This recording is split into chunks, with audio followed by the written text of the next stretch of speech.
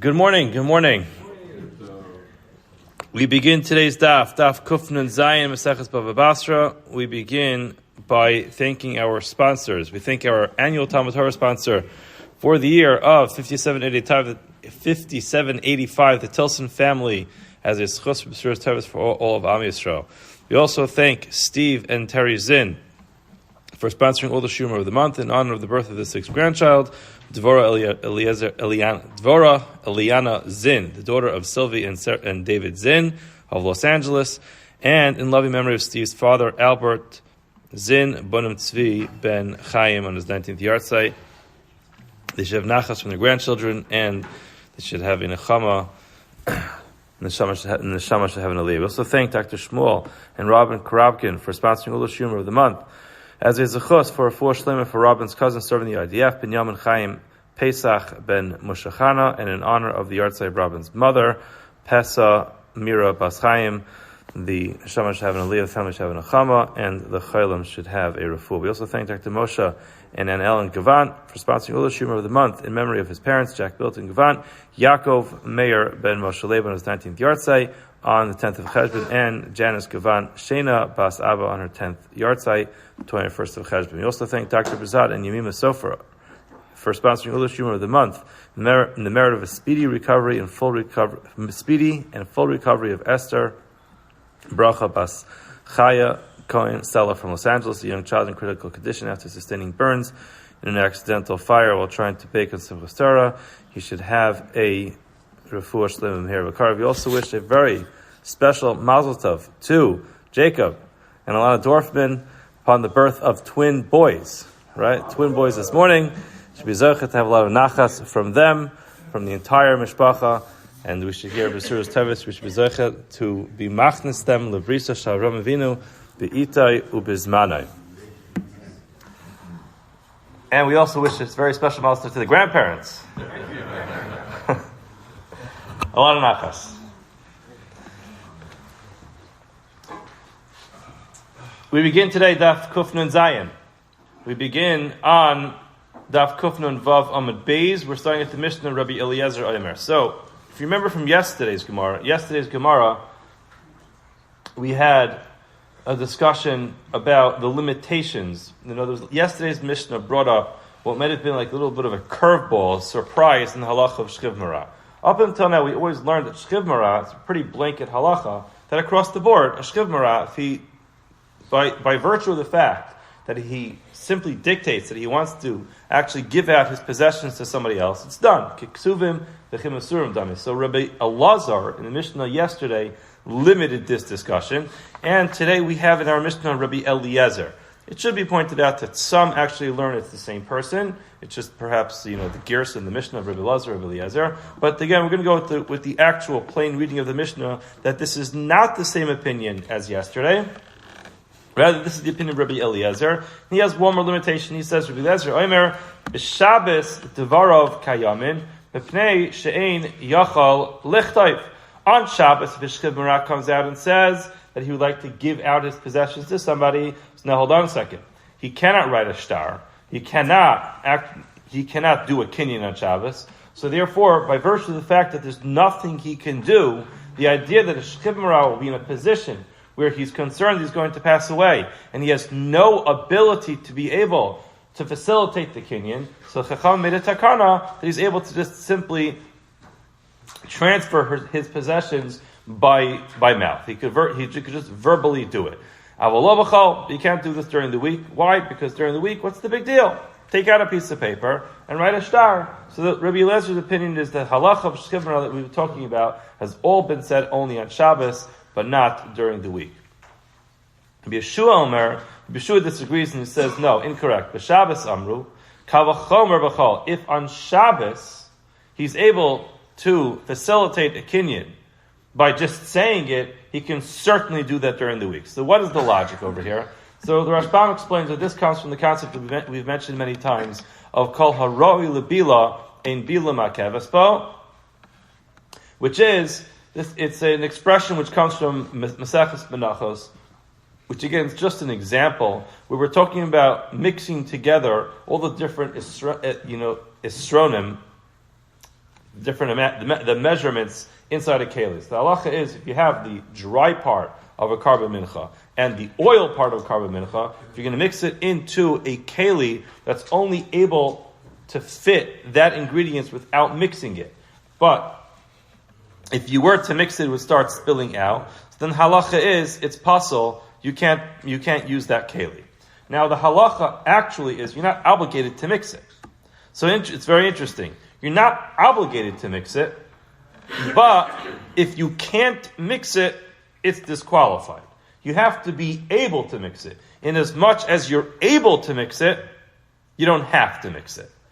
But however, it has to at least be able to be mixed. That's the idea. In other words, once you're able to do something, then we don't actually care that you take it to the finish line. We just want to know that you have the ability to be able to do it. So the Rashbam explains that that's what Rabbi Yeshua is saying over here. On Shabbos, you don't have any ability to facilitate a kinyan.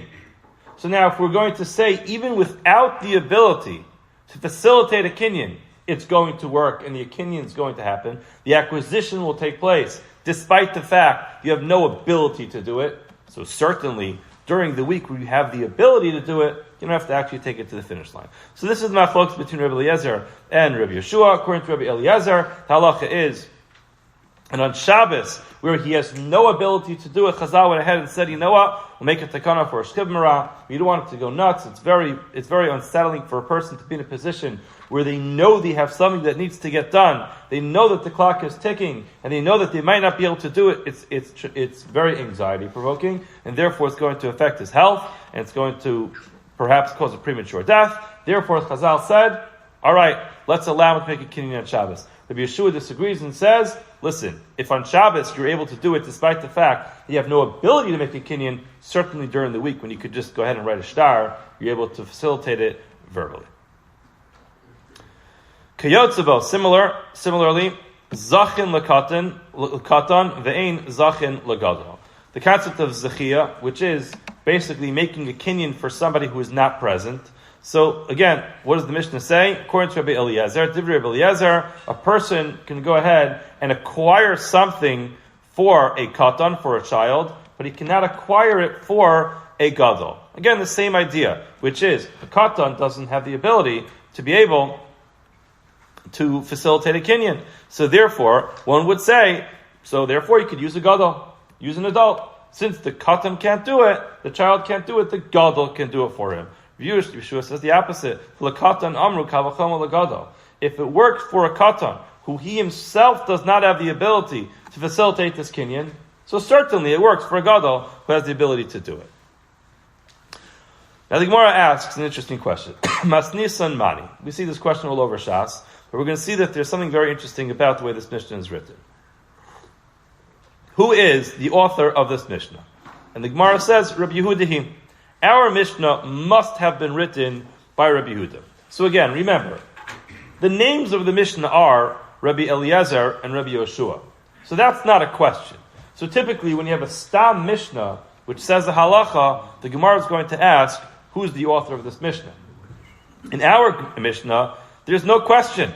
We know it's Rabbi Eliezer and Rabbi Yeshua. So what does the Mishnah mean? What does the Gemara mean when it says Masnis and Mani? So the Gemara is going to explain that we have a machlokes rishonim, machlokes tanoim, exactly what the opinions of Rabbi Eliezer and Rabbi Yeshua are. In other words, when the Mishnah was taught, we know Rabbi Eliezer and Rabbi Yeshua said something. The problem just is that there were two different versions of what was taught in the Mishnah. And therefore, we're going to see that we have a Mishnah which is exactly the opposite. So let's learn this together. Masnis and Mani, who is the author of the Mishnah? Gemara says, Rabbi Yehudahi. It is Rabbi Yehuda. The Tanya, for it says in the Brisa, Rabbi Meir Omer. Rabbi Meir says that Rabbi Eliezer Omer. So now Rabbi Meir, quoting Rabbi Eliezer, says it's different. What does he say? B'chal, during the week, Devorah Kayamim. Exactly the opposite. Our Mishnah learns that on Shabbos, a shchiv mira's words actually take effect. However, according to Rabbi Meir, Rabbi Eliezer said during the week, a shchiv mira has the ability to be able to facilitate a kinyan just verbally. Why?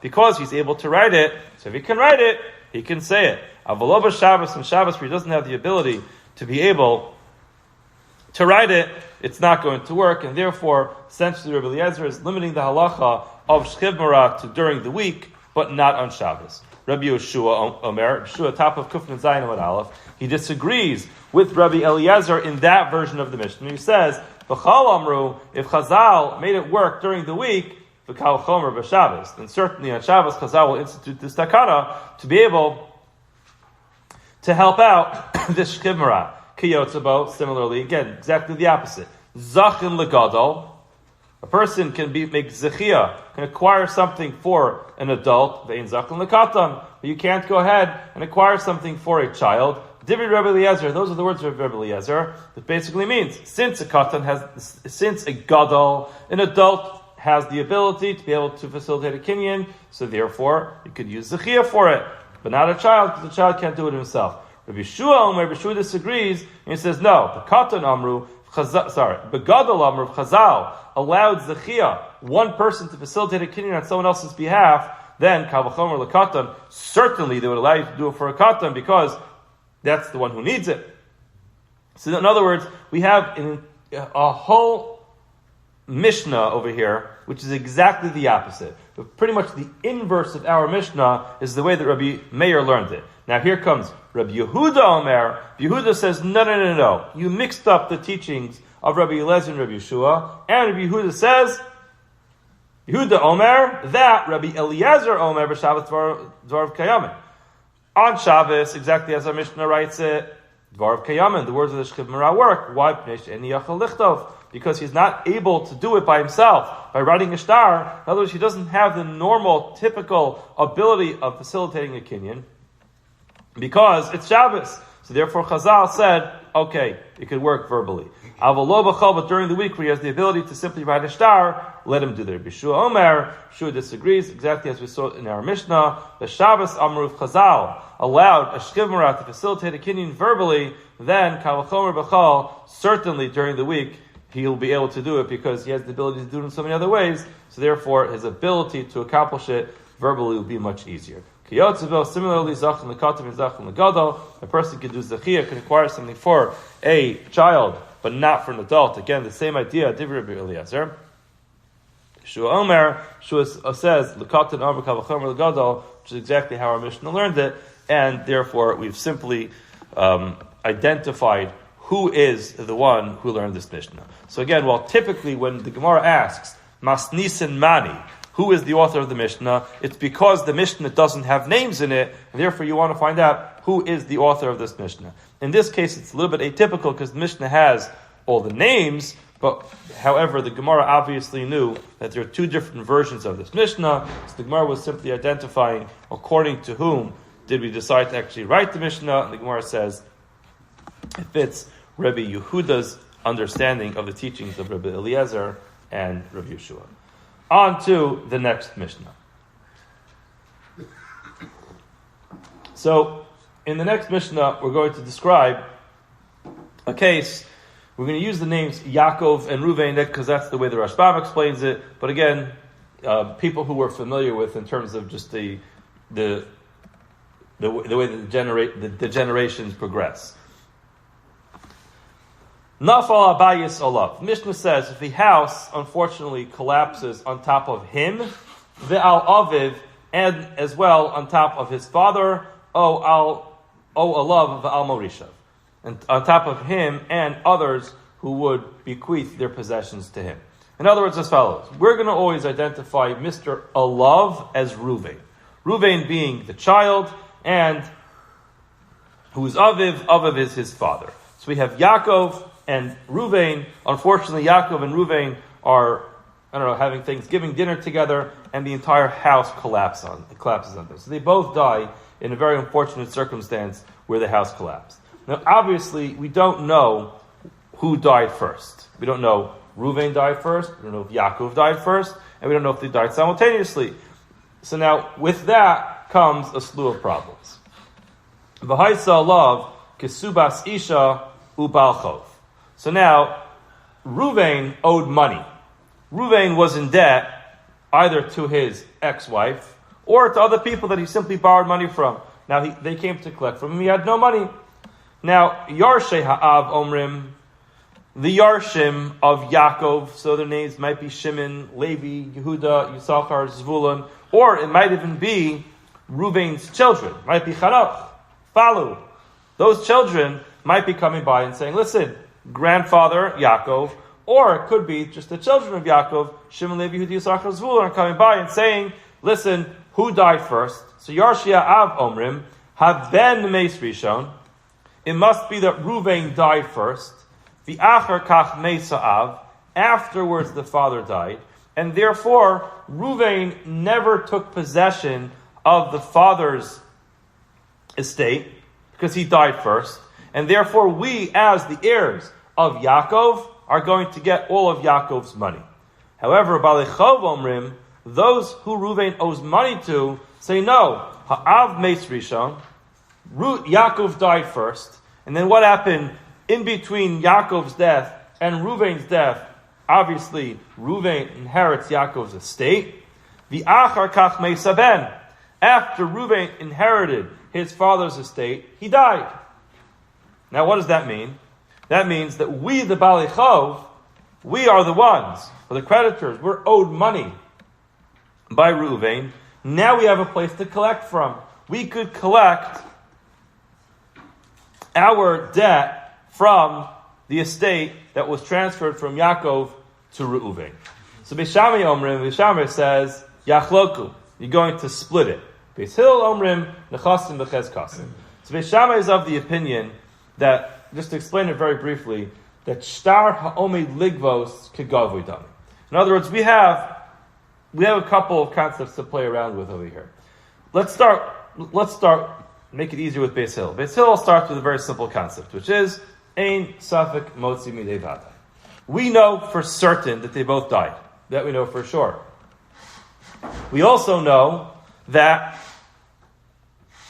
Yaakov's children are Vadai, are most certainly going to be heirs of his estate. The only way to take Yaakov's estate away from those other children is by saying that it went to Reuven.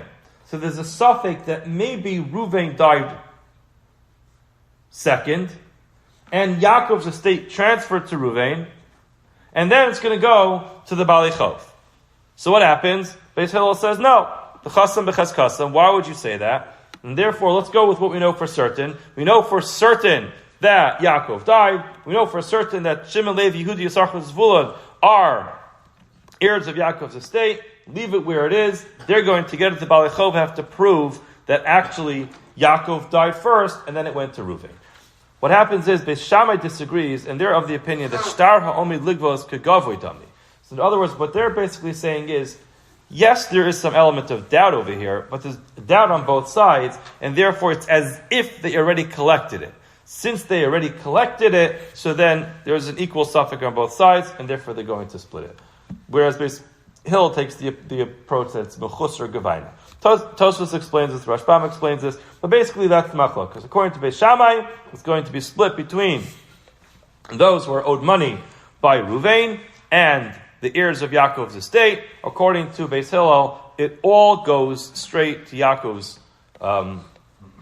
heirs. Why? Because we know for certain that they're supposed to inherit him. In order to take it away, you'd have to say that Yaakov died first, and then it went on to Reuven. But again, that's a suffix. We have no reason to assume that. Okay, now the Gemara starts as follows. Not Hassan. We learned elsewhere. Hamalve es chavero b'shtar. A person lends money to his friend with a shtar, with a document. Gova nechasim mishubadim.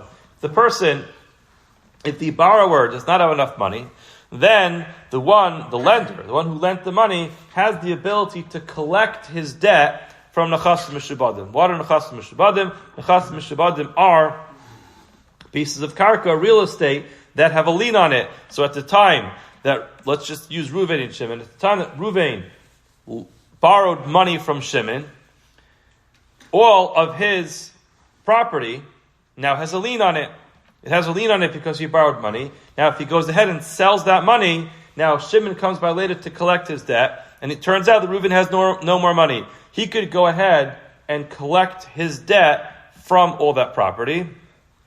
And the one who purchased it is going to have to go ahead and figure it out with Ruvain. That's Nechasim Meshubadim. In other words, the possessions that have a lien on it, and therefore Shimon, who went ahead and lent the money to Ruvain, is able to collect his debt from that possession. What's the chiddush in this? The chiddush of this is, as we learned, Meseches Bava Metzia, that what happens if the document which actually affirms the loan does not actually say in it that if I fail to pay you back with cash, you'll be able to take money from my possessions.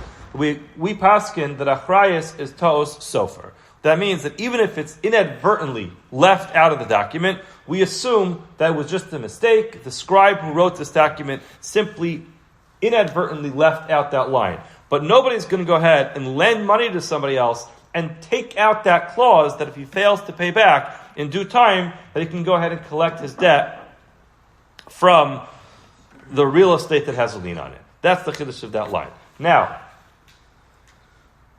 the Mishnah continues and says, Ayidei Eidim, if a person borrowed money without a document, without a shtar, rather, what did he do? He only borrowed money in front of two witnesses, then Govan Mechasu B'nechar. He could collect his debt from real estate, but not from real estate that has been sold. Not from real estate that had a lien on it and then was sold. Rather, he could only collect it from real estate that Reuven, the borrower, still has in his possessions. What's the difference? The difference is that how is anybody who's buying real estate supposed to know that this real estate has a lien on it? They didn't have title companies back then that were able to research it. The only way to know is if there's a call. There are rumors, people know about it. How do you affect a call? You affect a call by writing a shtar. Without writing a shtar, everything is simply hearsay. Oh, you heard from two witnesses, you heard from one witness, two witnesses, word on the street. However, that's not going to get too far. However, once it's written in a document, that creates an established call. People know about it, people write it down, it's documented, and therefore it is the responsibility of the one who's buying that property to know that he bought property with a lien on it, and he's taking a gamble that perhaps the person is not going to pay back his debt, and it's going to be confiscated. So that's the difference between borrowing money with a document or borrowing it just in front of Eidim. In both cases, obviously, you can collect your debt. However, whether or not you could collect your debt from property that had a lien on it that was sold, that's only going to be true if the loan took place with a document. Okay, that's a sideline. Now the Gemara says, by Shmuel. Shmuel has the following question. What happens if in a document that a person wrote when he borrowed money, he wrote that I'm going to pay you back, obviously from my money, or from my possessions, but he adds in one line, which is, Da'akni vikana mahu. He writes, I'll even pay you back from things that I will eventually buy.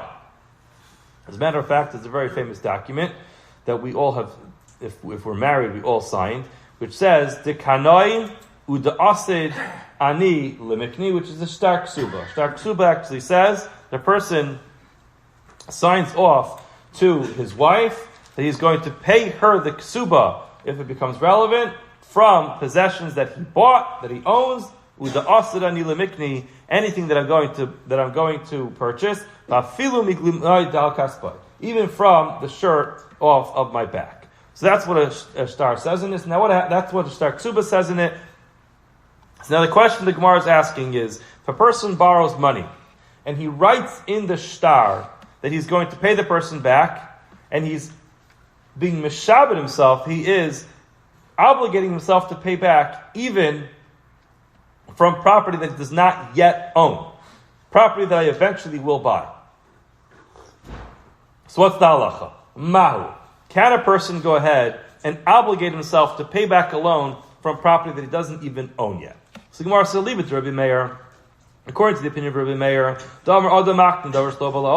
a person can actually sell something that doesn't exist yet. There's no question. Why divide kana? Because if a person could sell fruits that didn't even grow yet on a tree, so then obviously a person can obligate himself to pay back a loan for a property that he didn't buy yet. Elakiti Bailach, where is this question relevant? I will leave it to Rabbanan. According to the opinion of the Rabbanan, the Amri, a person cannot sell something that doesn't yet exist. So a person can't sell fruits on a tree that didn't grow yet. I didn't say that right. He can't sell fruits that have not yet grown on the tree. So can a person obligate himself to pay back a loan from property they did not buy yet? So Gemara says, Amar Rav Yosef Tashema. Let's try to bring a raya to this. V'chachamim omrim zeh haya pikeach shemachar lo es hakarka mpnei shu yachol lemashkeno alav. So the Gemara is missing some information, so I'll fill it in. The Rashbam fills it in, I'll fill it in outside. You have Ruvain and Shimon. Ruvain borrows money from Shimon, and he's not paying it back. Now what happens?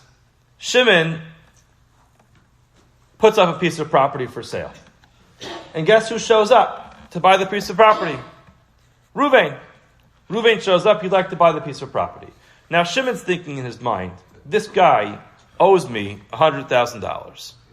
Okay, now he's showing up to buy me a piece of property for $100,000. Admon, who's the first opinion over here, says that Shimon is never going to sell the piece of property to him. He's going to say to him, I'm selling property now for $100,000. You know why? Because I need $100,000. That's why I'm selling my property. You owe me $100,000. So you know what? I'll take the $100,000 and keep my property. Why would I sell you my property for $100,000 if you already owe it to me? So Admon says, by virtue of the fact that Shimon went ahead and sold the property to Ruvain, he's essentially agreeing that Ruvain doesn't owe him the money. Right? Because if Ruvain's going to come and say, I paid you back, he's going to say, what do you mean you didn't pay me back? He's going to say, yes, I did. And the proof is that when you sold your property, you gave me the property. You should have just taken the $100,000 and said, shkayach, you paid me back the loan that you owe me. But by virtue of the fact that you agreed to sell me the property, and you gave me the property in exchange for the $100,000, is proof positive that I paid you back. Chachamim disagree, and they say no. In this case, Shimon's actually smart. Because what's Shimon thinking? Shimon's thinking, I'm going to have a hard time getting this money from this sleazy person who borrowed it from me. How does he know? Because he's selling property, and this guy shows up to buy it. So he's thinking, I'm going to be one step ahead of him. What's going to happen? He's going to buy the property from me. Now he's going to have possessions. He's going to have assets that I could collect from. If he doesn't buy property from me, all he has is $100,000 in the bank. I'll knock on his door and say, Ruvain, owe me $100,000. He's going to say, I'm so sorry. No, ich hab nicht. I don't have any money. I'm so sorry. I wish I can pay you back. You know what? Let me see if I can start a payment plan. I'll get back to you in a few weeks. He's going to continue to push me off. And he's going to lie to me that he has no money. How am I going to know what kind of money he has in the bank? So for years and years and years, I'll probably find myself chasing him for the money, and I'll never get it. So I have a great idea. I'll sell him my property for $100,000. I'll get the cash. And then in the week from now, after the deal is settled, I'm going to say, sir, you owe me money, $100,000. He's going to say, I'm so sorry, I don't have it. Well, guess what? You have a piece of property worth $100,000. I'd like to collect it. So he'll get his property back and get his money. That's the way the Chachamim respond to Admon. So again, to read that inside, Chachamim Omrim, Zehaya Pikeach. He's actually a smart guy. Why? Shemachar lo es hakarka. He sold him the real estate. He could actually use it as collateral to get his loan back. So now, what's the proof from there? The Gemara is very cryptic in what's going on here, but the Gemara wants to prove that when did Ruvain buy this property? Way after the loan actually happened. So we asked the question, if a person signs in the document that I'll pay you back, even from things that I'll eventually buy, in this case, what happens? Ruvain borrows the money in January. He only buys this field in June. Now, clearly, according to the Chachamim, he could go ahead and collect his debt from this field. So you see clearly, you could collect your debt from property that was acquired, that was purchased way after the loan took place. So you have proof positive that yes, you could collect from there. The Gemara says, hold on. Amrle Rava Minei Ka'amrit. You proving from there? No, Minei I feel like Miglima Dal Kaspai. That's not the case we're talking about, because he owes money. Everybody agrees when you owe money, you pay back from any assets that you get. No one had a havamina to think that when you borrow money, you only pay back from money that you have at the time of the loan. Of course not. You owe $100,000, get $100,000 together, pay back the loan. You don't have the money, so then pay back with assets. No one cares when you bought those assets. You still owe the money. Ki kami baila, let's clarify the question. Our question is only de ikni kana umachar, and then de ikni kana vahorish. When is this relevant? This is relevant when he buys something after the loan and then sells it. Buys something after the loan and then passes away and bequeaths it to one of his heirs. So in that case, the question is, when the person who ultimately got this piece of property, the third party, let's just call this person Levi. Levi either is a child of Ruvain, or Levi is just the purchaser of the field from Ruvain.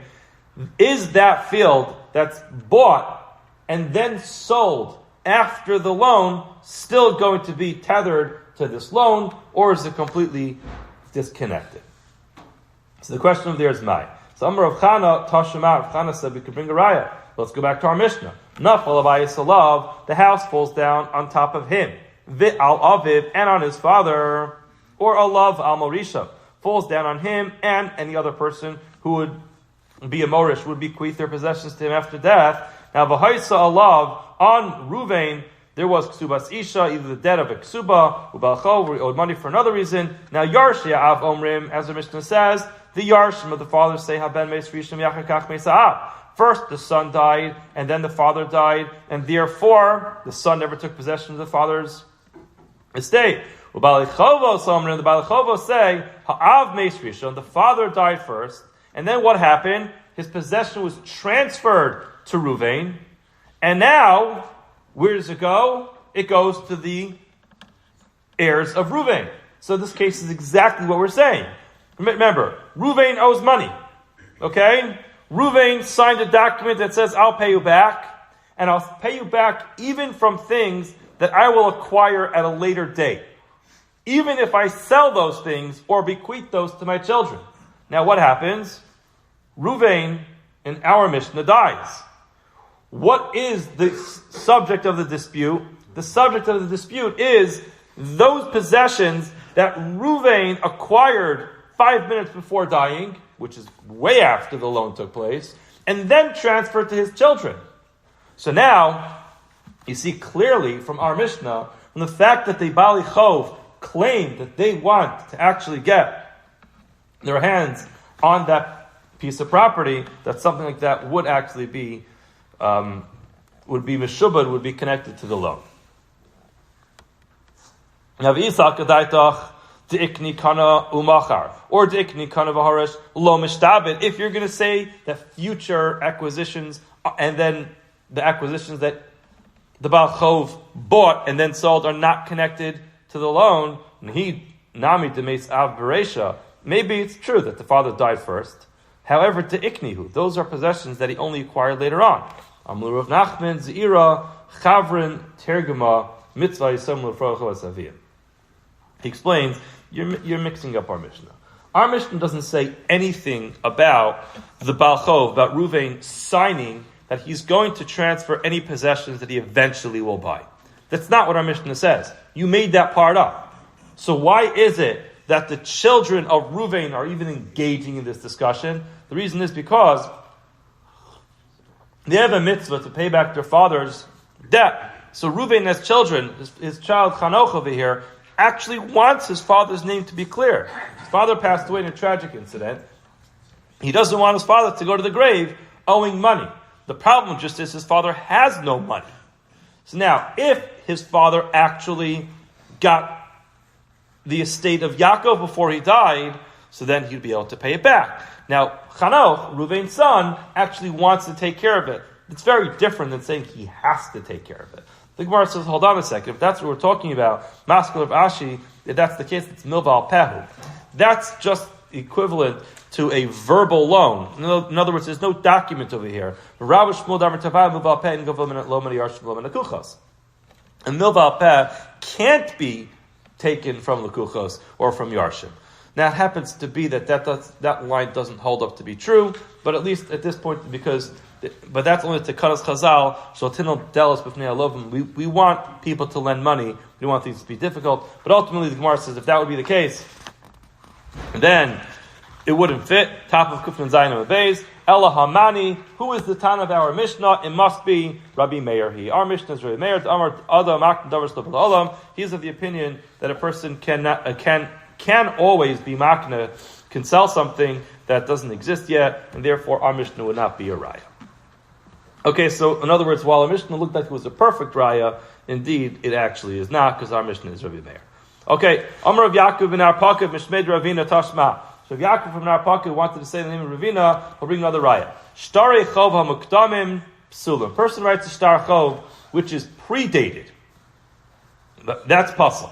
Why is it puzzle? It's obvious, because if a person borrows money on, let's just say, January 15th, and he dates the Shtar January 1st, so now that will cause a very big problem, because if he sold property between January 1st and January 15th, and doesn't end up paying back his loan, that property is going to have a lien on it, because it was essentially purchased after the date of the loan, but it wasn't. So you can understand why that Shtar would be possible. The whole thing, according to Tosfos, the entire Shtar is possible, not just the Achrayas part of it. If a loan document is post-dated ksherim, that will be kosher. Why? The simple understanding of why it would be kosher is because what's the big deal? It's post-dated. The worst thing that will happen is that the one who lent the money will have less time to collect any real estate, any of the chassim shabbadim. Why? Because again, if this uses the same dates, if the loan took place on January 15th and the document is dated, I don't know, January 25th, so then you have those 10 days that where if property was sold, you wouldn't be able to collect from it. The bottom line is we're not going to cause those who bought the field to lose their field shalokadit. And the Gemara says, hold on. If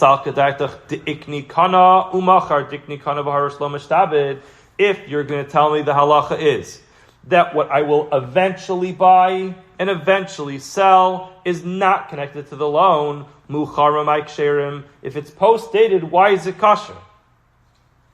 In other words, what we're saying is that if I'm going to eventually buy something and then sell it, it will not be tethered to my loan. So then you do need to know the proper date. Because if you're going to have a date we have a document which is post-dated by 10 days, so then those 10 days are days where if you made this purchase, that piece of property should not be connected. But now it's going to unfairly be connected to the loan because it was postponed. In other words, let's use our dates. If we're using a loan that takes place on January 15th, and it's post-dated to January 25th, so now what will come out is that anything that was purchased in the interim should not be connected to the loan. But it will be connected to the loan because the document is post-dated. So therefore, why should it be kosher? The Gemara says again, Hamani Remehi.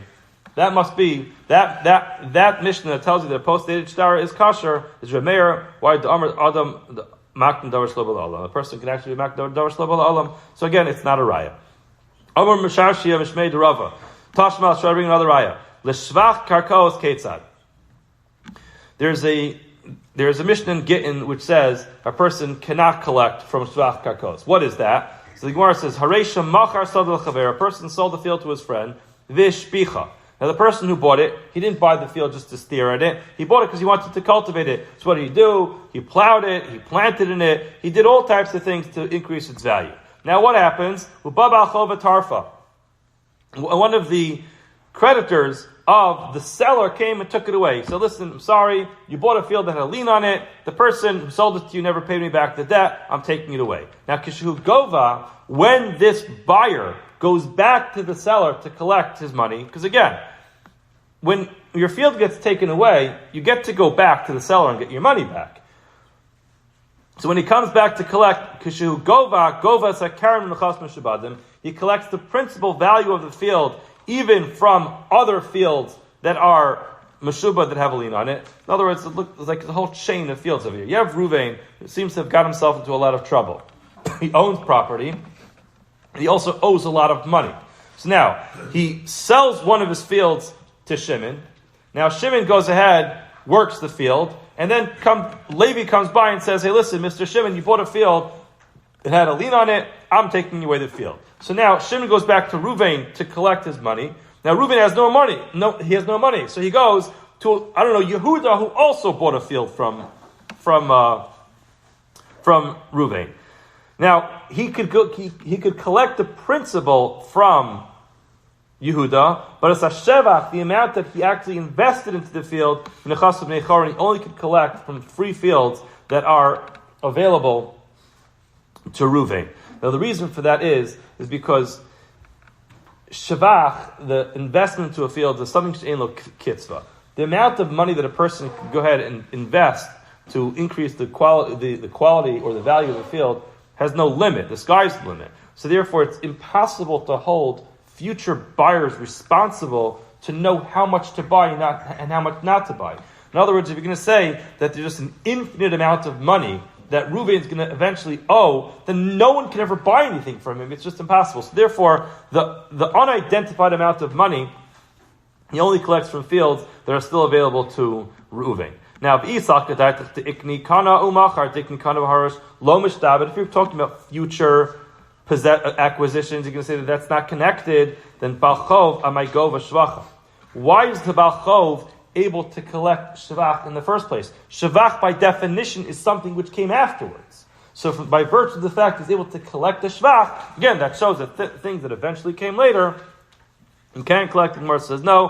Hamani Rabbi Meir, he is the same answer. All that's only according to Rabbi Meir, but according to the Chachamim, that would not work. Now the Gemara says entirely unconnected line. Imtim Salom. I shouldn't say entirely unconnected. In other words, the Gemara was trying to bring a bunch of proofs to this concept of future acquisitions. We're done trying to bring proof. We don't have a good answer. Now, Imtim Salomar. If we're going to say Mishtabed, Lova, hold on a second. Imtim Salomar, Di'ikni, Kana, Umachar. This scenario where what things that I will buy, and he buys it and then sells it, or Di'ikni, Kana, V'harish. Things that I will buy, he buys it and then he bequeaths it. Then lo mishtabed, that it's not going to be obligated to the loan. Halo mishtabed. Okay, it's not obligated to the loan. Therefore, our future question is not going to be relevant. However, imtim salom mishtabed. If you're going to say that it is going to be connected to the loan and it will be obligated to the loan, now we have a question. What happens if lava v'lava v'chazar ukana mahu? He borrowed from two different people. So you have this person, he did this twice. He borrowed money from one person and says, I'll pay you back. And even from things that I eventually will buy, I'll pay you back. And now he goes and borrows another loan from another person and writes exactly the same thing. So Mao, what's the halacha? L'kama mishtabed or l'basra mishtabed? If there's only enough to pay back one of these people, is it the first guy that he borrowed from that later acquisition goes to, or is it to the second guy? Some of Nachman Hamilsa, we asked this question, B'shalchum mitam, got a message from Eretz Yisrael, and the halacha was Rishon, Kana, the first one that he obligated himself to, gets precedence. Rav Huna Amar, Rav Huna says Yachloku, he disagrees and says they split it. Exactly how the split works is not clear. According to the Rashbam, it's split proportionally. So in other words, if he owes both of them $100,000 and he has a field that's worth $100,000, they split it 50-50. However, if he owes one of them $200,000 and the other one $100,000, so then the person who's owed $200,000 will get double the amount of the person who gets the $100,000. That's the way the Rashbam explains it. The Tani Rabbi Baravua, Yachlok Rabbi Baravua also said you split it, and both of them get that future acquisition. Amar Ravina, Ravina says, Badura Kama de Rav Ashi, in Rav Ashi's first 30 years of life, when he learned Kol Torah Kula, at that point in time, Amar Lan, he said, Rishon, Kana, the first person gets it. Madura Basra in the second half. During Rav Ashi's life, if you look at the Rashbam, he says he lived for 60 years, and he learned Kol Torah Kula twice, and he had different Maduras in the way he taught things. There's a lot to be said about Madura Kama and Madura Basra's first editions and second editions, but ultimately this Madura Kama refers to the first half of his life, second, and Madura Basra refers to the second half of his life. Madura Basra Rav Ashi, in the second edition of Rav Ashi's teaching, Amar Lan Yachloki changed his mind, and he said it's going to be split.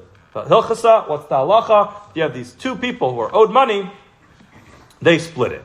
Meisvei, so we ask one more question. L'shvach karkos ketzad. When it comes to the improvements onto the property, how does it work? Harei shamachar sold chavero, a person sold the field to his friend. V'ishpicha, and he invested in it. Ubabal chov v'tarfa, and a creditor came and took it away.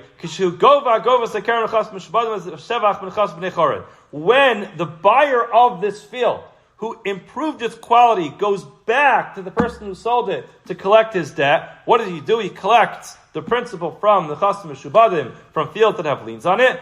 Now, the improvement he collects only from property that's available. Now, the im isa, if it's true that both of them get it, remember, this guy who bought the field, he's also essentially a creditor. He's also owed money. So why is it that the first person comes to take his entire field away from him and he gets none of it? He's also owed money by this guy. It's only half of the shevach that he should be collecting. Where it says, you're right, my gova nami diktani chatzi shevach. It's true. When there's a place where there are two people who are owed money, both of them come to split it. In this case, if Reuven sold the field to Shimon, and then it gets taken away from Shimon, guess what? Shimon also could claim some of that shevach, so it's only 50% of that improvement that gets taken away from him, and that's the part that he's coming to collect. Have a wonderful day, and a wonderful Shabbos.